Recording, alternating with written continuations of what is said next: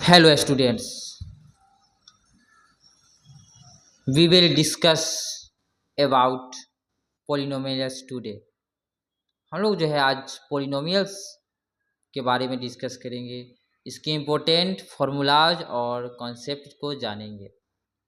ठीक है, तो आइए स्टार्ट करते हैं।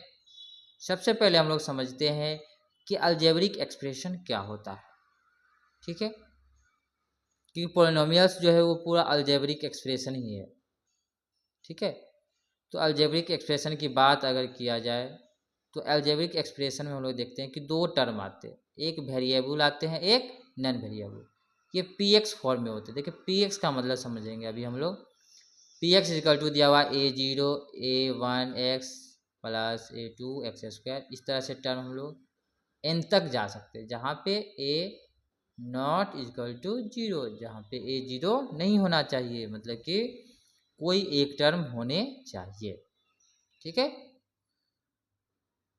तो हम लोग देखते हैं कि ए वाला जो भी टर्म होता है A0 A1 A2 A3 AN, ये होने चाहिए आपके रियल नंबर्स। ये क्या होने चाहिए? रियल नंबर्स होने चाहिए। रियल नंबर्स का मतलब ये हुआ कि ये रेशनल नंबर भी हो सकता है, इंटीजर भी हो सकता है, होल नंबर और नेचुरल नंबर। ठीक है, तो जो इसको हम लोग जो ए टर्म होते हैं इसको हम लोग कोफिशिएंट कहते हैं। अगर ये किसके साथ आ जाए? वेरिएबल के साथ। वेरिएबल क्या होता है? जहाँ क्या एक्स के रूप में टर्म है। यहाँ पे हम लोग देखिए etch power of x is a non negative integer. X जो है कोई नॉन नेगेटिव इंटीजर है, मतलब कि एक्स जो है वो एक्स पे पावर जो होना चाहिए वो आपका पॉजिटिव होना चाहिए, जीरो होना चाहिए। ये बात सबसे इम्पोर्टेंट याद रखना है। पॉलिनोमियल में जीरो होगा, वन होगा, टू होगा, थ्री होगा और फोर होगा, फोर फाइव। इस तरह से आपका नंबर पॉजिटिव होना चाहिए जीरो के साथ। नॉन नेगेटिव का मतलब यही होता है, नेगेटिव नहीं होना चाहिए। ठीक है, जैसे हम लोग यहाँ पे टर्म देखते हैं कि फर्स्ट देखिए थ्री रूट एक्स है प्लस टू है, और ऊपर वाला टर्म देखते हैं 3x² minus 5x plus two है। अब दोनों में से कौन पोलिनोमियल है?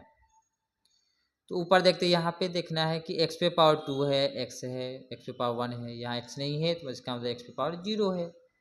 ठीक है, तो ये आपका पोलिनोमियल है। इसका डिग्री क्या हो जाएगा? 2। जो ज़्यादा पावर होगा वही डिग्री कहलाता है। और इसमें देखिए थ्री रूट एक्स है प्लस टू, तो एक्स पे पावर यहाँ क्या हो? रूट है। रूट का मतलब 1/2 होता है। ठीक है, जो कि इंटीजर नहीं है, तो ये पोलिनोमियल नहीं होंगे। ठीक है, तो पोलिनोमियल्स के लिए हम लोग को एक्स पे पावर क्या होना चाहिए? होल नंबर कह सकते हैं। एक्स पे पावर होल नंबर होना चाहिए, मतलब 0 1 2 3 4 5 एंड सो ऑन। जितने भी पॉजिटिव नंबर्स होते हैं ये सारे हो सकते हैं। ठीक है, चलिए तो आगे हम लोग अब समझते हैं कि डिग्री क्या होता है, डिग्री ऑफ पोलिनोमियल्स। तो सबसे पहले समझते हैं कि डिग्री जो होता है वो हाईएस्ट पावर को कहते हैं। डिग्री किसको कहते हैं? Highest power. चाहे वो कहीं भी हो, first term, second term, last term, कहीं भी हो, उसको ध्यान से देखना है। तो अगर पावर जीरो हो, एक्स पे पावर डिग्री जीरो कहलाएगा। कब? जब इसमें केवल कांस्टेंट हो, एक्स के टर्म नहीं हो। अगर वाई के रूप में है इक्वेशन तो वाई के टर्म नहीं हो, है ना। मतलब कि समझिए कि एक होता है वेरिएबल जो कि चेंज होता है वैल्यू एक्स वाई जेड के रूप में।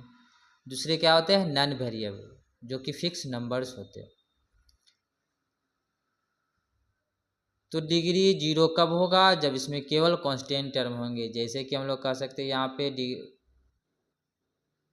2 दिया हुआ है, अब 2 केवल इक्वेशन के रूप में दिया हुआ है, तो इसका डिग्री क्या होगा? इसका डिग्री जीरो होगा क्योंकि इसमें एक्स नहीं है। ठीक है, अगर पोलिनोमियल देखे P X equal to A X plus B के रूप में है, मतलब कि इसमें एक्स है, एक्स पे पावर क्या है? 1 है, तो उसको हम लोग 1 डिग्री बोलेंगे। फिर अगर x² plus b x plus c के रूप में है, ये इसका जनरल फॉर्मूला भी हो गया। ठीक है, तो अगर 2 पावर हाईएस्ट है तो 2 डिग्री हो जाएगा, 3 पावर है तो 3 डिग्री कहलाएगा। अब तो समझिए कि 1 पावर है तो इसको हम लोग क्या कहते हैं? Linear polynomial. ठीक है, 1 पावर है एक्स पे तो लीनियर पोलिनोमियल होगा। एक्स पे 2 पावर है तो क्वाड्रेटिक पॉलिनोमियल होंगे। 3 पावर है तो इसको हम लोग क्यूबिक पॉलिनोमियल कहते हैं। अगर 4 पावर है तो बाई क्वाड्रेटिक पॉलिनोमियल कहेंगे। ठीक है। अब आगे अगर टर्म होगा तो ये पेंटा हेक्सा करके नाम हम लोग दे सकते हैं। ठीक है।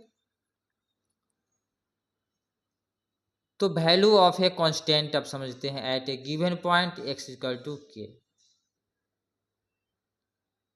कोई भी पी एक्स टर्म दिया हुआ उसमें हम लोग x का वैल्यू के रख के उसको हम डिनोट कर सकते हैं।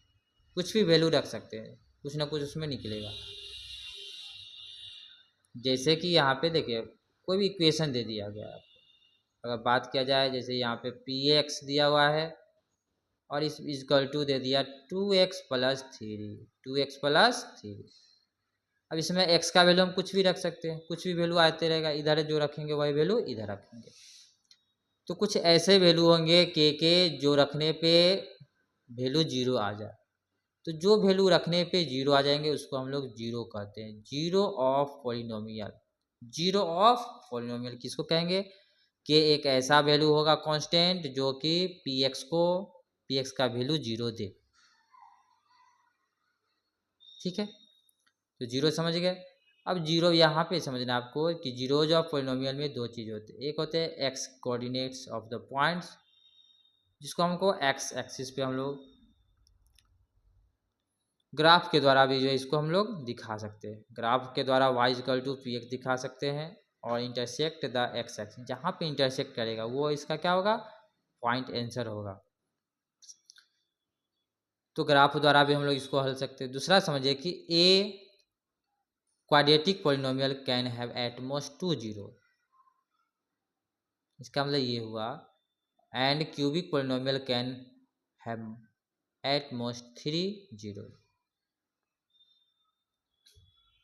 तो अगर लीनियर पॉलिनोमियल है तो उसमें एक ही जीरो होंगे।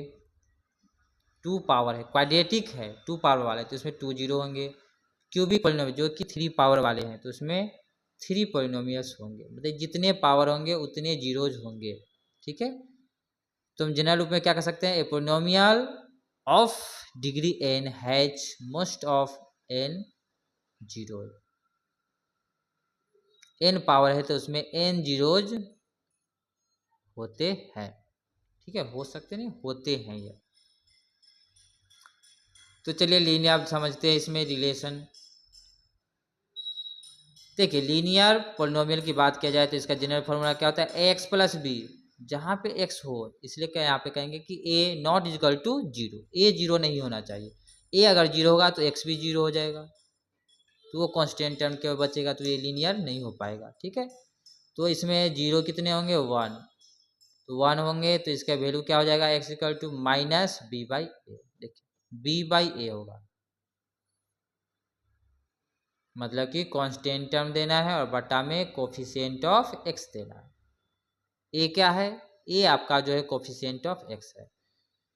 क्वाड्रेटिक देखिए, क्वाड्रेटिक ज़्यादा इंपॉर्टेंट है, क्वाड्रेटिक को ध्यान समझना है। A x square plus b x plus c है, तो यहाँ पे 2 जीरो निकलेंगे। सम ऑफ जीरो जो होगा, 2 कंडीशन इसमें बनते हैं, एक अल्फा, एक का नाम अल्फा लिखेंगे, दूसरा बीटा। ठीक है, तो alpha plus beta is equal to जो होता है वो माइनस बी बाई ए होता है। बी हो गया कोफिशिएंट ऑफ एक्स और ए हो गया कोफिशिएंट ऑफ एक्स स्क्वायर। इसी तरह प्रोडक्ट ऑफ जीरो बोलेंगे तो सी बाई ए हो जाएगा। कांस्टेंट टर्म सी क्या है, कांस्टेंट टर्म, ए क्या है, coefficient of x square. Cubic में आते हैं तो क्यूबिक में 3 टर्म होंगे, 3 जीरोज निकलेंगे क्यूबिक में। ठीक है, पावर हाईएस्ट पावर 3 होना चाहिए, बाकी कोई भी टर्म रहे या ना रहे। इसके जीरोज 3 होंगे, सम ऑफ जीरोज करेंगे तो इसी तरह माइनस बी बाई ए होंगे। अब यहाँ पे product of taken at a time 2 zero, alpha beta plus beta gamma plus gamma alpha equal to c by a. फिर लास्ट में है product of alpha beta gamma minus d by. इस तरह हम लोग जीरोज के बीच जो है रिलेशन बना सकते हैं और इसका फॉर्मूला क्वेश्चन सोल्व करने में यूज होगा। ठीक है, तो क्वाड्रेटिक में देखिए, क्वाड्रेटिक में पावर कितने होते हैं, 2 होते हैं, तो इसमें जीरोज कितने होंगे, 2 होंगे। अल्फा और बीटा क्या होंगे, जीरोज होंगे। इसका फॉर्म क्या है देखिए, P X square equal to X square minus alpha plus beta X plus alpha into beta. इस फॉर्म में हम इसको समझ सकते हैं कि बीच वाला जो ये टर्म होता है ये आपका अल्फा प्लस बीटा होगा, अगर यहाँ पे माइनस कर देते, ठीक है। और लास्ट वाला टर्म क्या होता है, अल्फा इंटू बीटा। कब, जब x के आगे मल्टीपल जो है 1 रहे और कुछ है तो उसको डिवाइड कर देंगे, यहाँ पे x खाली होना चाहिए, ठीक है। तो अल्फा प्लस बीटा क्या होता है, सम ऑफ जीरोज, और alpha into beta product of zero. तो ये आपका पोलिनोमियल का फॉर्मूला हो गया, x square minus alpha plus beta X plus alpha into beta. जब आपको गिवन हो अल्फा और बीटा, क्यूबिक में देखिए कि पी एक्स इजकल टू यहाँ पे इस टर्म में x cube minus alpha beta gamma x square, alpha beta plus beta gamma plus gamma alpha x, और लास्ट में होगा माइनस